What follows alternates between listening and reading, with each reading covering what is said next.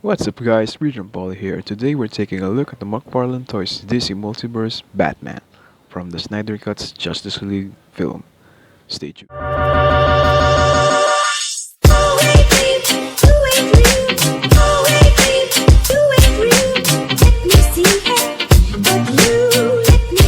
Let's start with the packaging. I'm gonna move Batman here for a second with his accessory there. So there's the front of the packaging.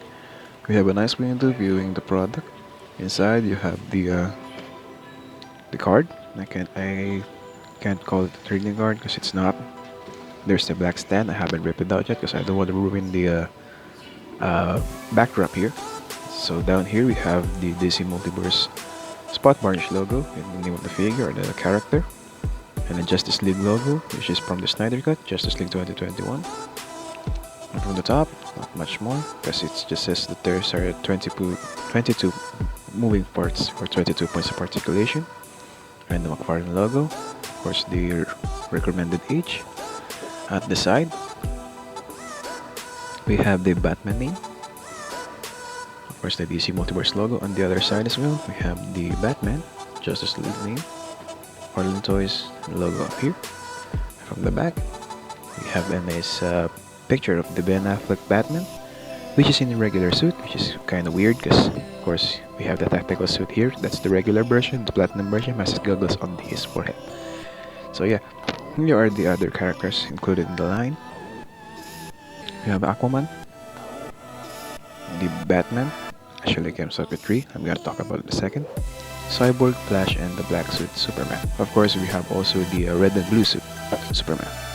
So that's enough of the packaging. Let's talk about the figure itself. Okay, this figure, or this character specifically Batman, I like the tactical suit. It grew on me somehow. But also I prepared the normal suit, which is the spandex one. But anyways, we have this, which is from the film, of course the tactical suit Batman. This actually came out in 3 versions. The regular release has his goggles down on his eyes. The platinum release has his goggles on his forehead, and of course we also have another regular release, which is a mask, and I didn't want that because it doesn't look like Ben Affleck. So enough of that. Aesthetically speaking, the proportions are great. The proportions are great. How do I say it? The arm length is almost the same size as the crotch region. So if you look at that, somehow it's parallel to each other, which is a good part. The legs are not that long. The feet is not that big. The head is just right, and of course the neck as well. In the back, we have this. This is not cloth. This is a soft rubber soft rubber material, which doesn't hinder in any articulation, and it has that nice texture to it, just to simulate the cloth. And the cape, of course, again it's a soft rubber, so it doesn't hinder in any articulation. Though I would have prepared it to have it bandy wired or in a cloth, of course, but hey, it's still good. Look at that. It drapes all over to the shoulder. I'm going to talk about the articulation for a sec. The likeness, of course. Well, the mask version does look a lot like Ben Affleck, especially the chin. Sadly, the unmasked version doesn't look like it. And of course, there are also paints that are not included. As we all know, here's a quick look of how should the goggles have been. As you can see, they should have a silver lining, and of course on the ridge of the nose, and on the side. And what's missing as well are the gold paints. Where should it be?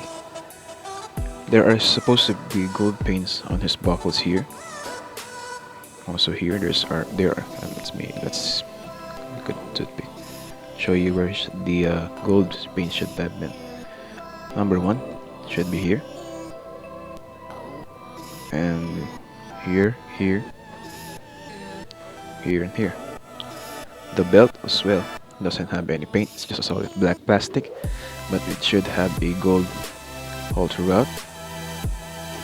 Pockets, the belt buckle is kind of gas canister, the correct no.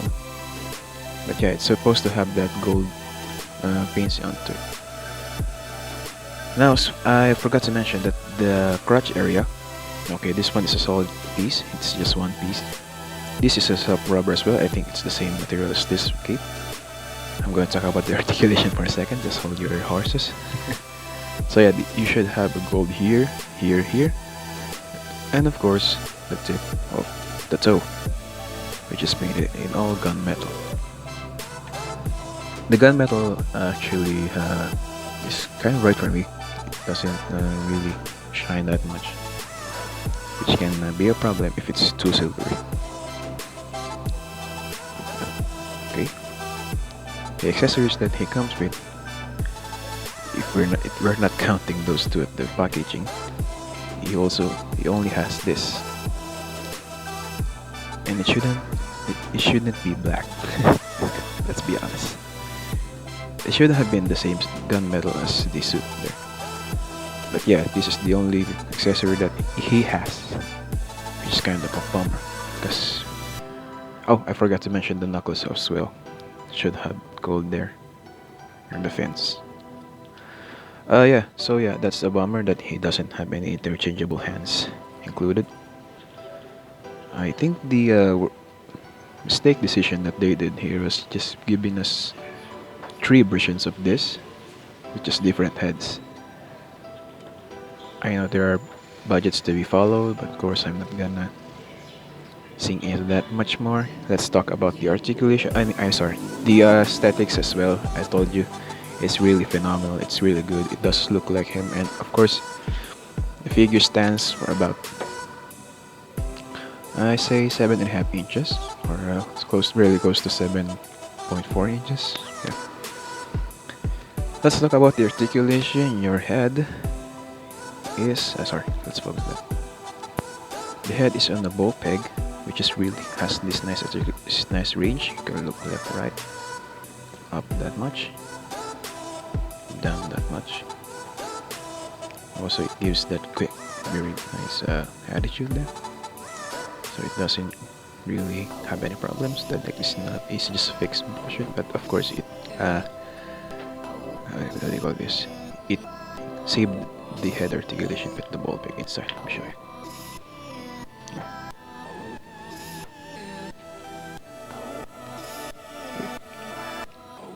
We're attaching. Okay. The arms, as I mentioned, the cape doesn't hinder it, so you can go all out here. Not this much. Which is really high, which is good. We have a biceps swivel. Have this little butterfly joint, which kinda helps. Kinda, not much, but kinda helps. And of course, it's aesthetically here as it covers the gap. You can see the elbows are double jointed, though there's a cavity here, which is kind of understandable because the elbow is sculpted. Oh, sorry, I dropped the Batman figure. Yeah, so yeah, it's sculpted there. The arm isn't really straight; it's kind of a bend. And the hand is on a single peg, which you can rotate it. Of course, there's also head shield. Okay, this part was really kind of my frustration here. The abdomen or the torso doesn't really move forward much.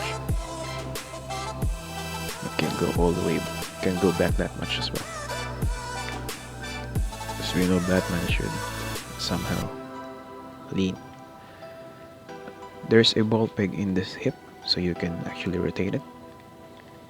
You can somehow bend him in the left and right. As I said, this is a soft rubber, it doesn't hinder much. I'm really afraid to move him up. I might rip it because I think this part is really thin. The legs can go out like that, and of course can go back like this. So there's a great motion. Of course, there's a kind of twist here so that it can go back. Splits. Oh, sorry. Okay, let's just address this. This tends to fall out, but do not panic. because I see the peg hole is big compared to the male peg hole, so it doesn't really you're not really going to struggle in putting it back. So yeah, you can go all out or split like this, which is a great range of motion. Sorry. Double jointed knee. Come on. Some of the figures that I saw on the reviewers, there's this leg is kind of stiff, so luckily mine isn't. So yeah, double jointed knee. Yeah. Again, principle, just push it back. The foot can go back this far. Forward really good. You have that toe pivot and of course toe hinge. So posing this character really restricts some posing. Sorry, the articulation kind of restricts some of the posing, but of course, seeing the tactical suit Batman just standing is already good. Not gonna lie. So yeah, you're not gonna have problems of him posing standing or ready to throw a batarang. But of course, if you want a really wide range of dynamic poses, you're gonna be hindered with just a small articulation, especially on the abdomen. The cape actually comes with a advantage when you want to pose him in a like action pose when he's ready to throw the batarang. Yeah, let's have him hold the batarang for a second. Yeah, when he's ready to throw the batarang and you pose his leg like this, the cape actually comes in handy. Which you can just put it like that or just lean it. Let's just fix there. It's a little awkward. Yeah, because of the stiffness of the cape, you can somehow pose him like that, because you can actually use the cape as a stand. So yeah, but of course it has its own disadvantages. If you want him to be lowered more, you actually will have a hindrance because of the cape. See, the cape is pushing it really forward.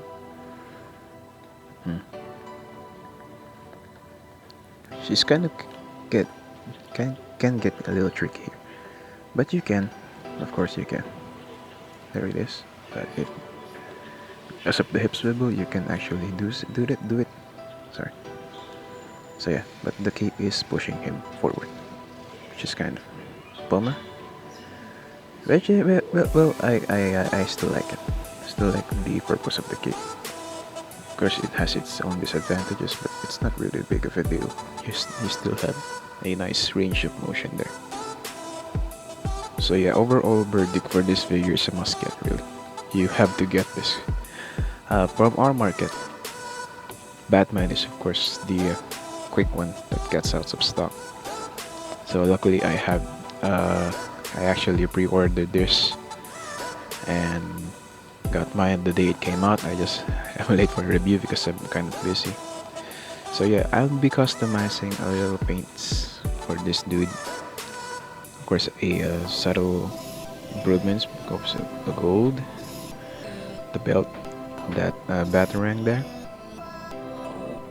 the golds on the fins, golds on the I forgot to mention the fins are really soft, so you're not really going to hurt kid here if they're gonna give this to a kid. But I prepared this to call it an adult collection. Yeah, so yeah, that's my review for the DC Multiverse Batman Justice League Snyder Cut. The Superman will be coming up shortly, and thanks for watching. Hope you enjoyed that. Here are some still photos for the Batman photography that I did. Hope you enjoyed, guys.